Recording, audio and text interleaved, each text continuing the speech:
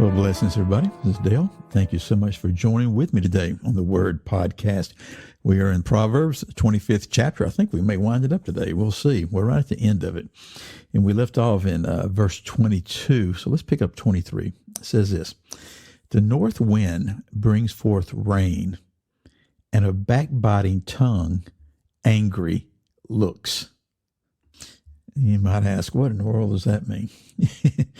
The idea is this, that in the same way that a north wind will bring rain, in other words, in the same way that you can sit there and tell what's going to happen with the weather patterns in any particular locale, in that same way, if someone's got a backbiting tongue, then there's going to be angry countenance involved with this, okay? And that backbiting tongue is like a hiding place, a covering, a secrecy, a tongue that sounds good, but it really isn't.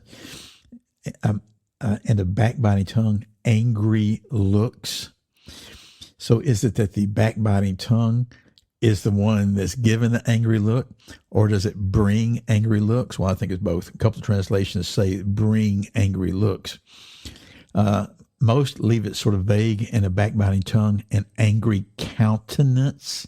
Okay, that's the New American Standard. So it's the idea that the person who's backbiting has an angry countenance, but then it also carries the idea that it brings forth angry faces from those that are experiencing the backbiting tongue. I had that yesterday. I was sitting with one of my grandsons, and we were watching a little news clip about a current event. And there was just this individual. And so you had some reporters reporting, and there was this individual that was just standing there just squawking.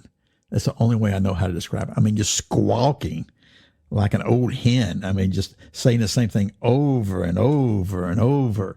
And they had their cell phone out, and it was, it was an individual, probably early 60s. And I pointed it out to my grandson. I said, look at that look on the face. When you believe like they believe, that's what you see. It's literally this: a backbiting tongue with an angry look. Now, I guarantee you that person thought they were doing a great, and they thought they were doing a marvelous thing. They have just bought into a huge lie, and they believe the lie. And so in the same way that the north wind bring forth the wind, the rain, when you believe the lie and you don't believe the truth of the Most High God, then that tongue you're going to have is going to be a backbiting tongue, and that countenance on your face is going to be the countenance that I pointed out to him. And you say, well, I can't see what you're talking about. Yes, you can. We've all experienced it. We see it day in and day out. Verse 24, "It is better to live in a corner of the housetop than in a house shared with a quarrelsome wife." We've actually seen a couple of Proverbs already like this, and he's just reminding him over and over. You know what? It's better to live in the corner of the housetop or the corner of the roof. It's literally like in the attic.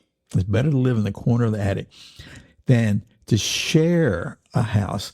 And all the, all the newer translations use the word share with a woman, a contentious woman, a quarrelsome woman. The King James says this: a brawling woman. And the King James says, it is better to dwell in the corner of the housetop than with a brawling woman and in a wide house. In a wide house? Well, that's a little different. Well, yes and no, because the word wide means to be associated with, to share. Okay. It also has a definition of magician, charmer, and spellbinder. In other words, you've got a wide house, you've got room for both of you. One's in one corner, one's in the other corner. You're better off living in the corner of the attic than with a brawling woman. Verse 25, "Like cold water." Now here's another one of these like phrases. "Like cold water to a thirsty soul, so is good news from a far country." A good news from a distant land. That really has tremendous impact to the culture of that day. We experience today. It's just that we can get news from a foreign land instantaneously. I mean, literally instantaneously. If I want to know about what's happening just about any point in the world right now, it will take me less than 15 seconds to find out. Isn't that amazing? And he said, to be able to get good news from a far country, from somewhere you haven't heard from in quite a while, is just like cold water to a thirsty soul, to a weary soul. It's refreshing like that. But then it's got another like, verse 26, like a muddied spring or a polluted fountain is a righteous man who gives way before the wicked. So you got in these two verses here the idea of water, of cold water, refreshing water, but then you got muddied, like a muddy spring or a muddy fountain. So what's being said here? If you're a righteous man and you bow down before the wicked, if you submit to the wicked, okay, if you do that, then you're just like a muddied spring or a polluted fountain. King James says, a righteous man fallen down before the wicked is a troubled fountain and a corrupt spring. That's pretty forthright right there. The righteous man falling down before the wicked. An idea being that you're being thrown down before your countenance is being shaken. You might as well be a muddied spring and a polluted fountain. Obviously, the idea is don't do this. Verse 27, it is not good to eat much honey, nor is it glorious to seek one's own glory. Well, we've already seen honey a couple of times, and it always has this idea of not eating too much of it, because it was, it still is. Honey is just great. It's sweet. People love it. Nothing wrong with that. We can go buy it off the shelf. When they found honey then, it was quite an abundance of having honey. And there would be a tendency to want to overeat it because you found it and to not share it. We've already seen that. No, we're supposed to share with these things, okay? But it's not good to eat too much honey. In the same way, it's not glorious to seek one's own glory. If you're seeking your own glory, it's just like being a glutton with honey. It's just like eating that sweetness, receiving that sweetness of glory, searching out your own glory. It's the same way. He says, don't do it. Don't seek out your own glory. And then the last verse, verse 28, Proverbs 25. A man without self-control is like a city broken into and left without walls. Well, that's what a lot of these things have been addressing, is it not? The whole thing with seeking your own glory, of not eating too much honey, of giving way to the wicked, is seeking, it's doing what?